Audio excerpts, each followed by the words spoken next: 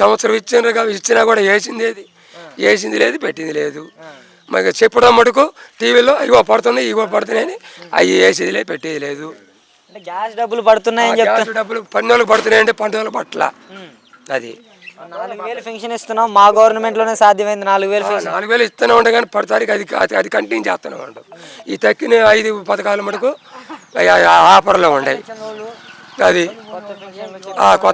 కొత్త పింఛన్లు ఇంతవరకు వదలలేదు. ఉద్యోగ భృతి 3,000 అన్నారు, దాని గురించి 3,000 అంటూ అది వేయలేదు.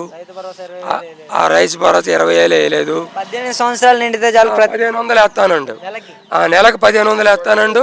ఆ నెలకు 1,500 కూడా లేదు.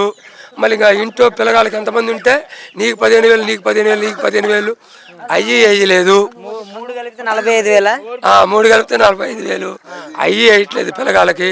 వేస్తాడంటారా అసలుకి? మరి ఇంకా చెబుతూనే ఉన్నాడు వేస్తానని, అవి వేసేది ఎప్పుడో తెలియదు.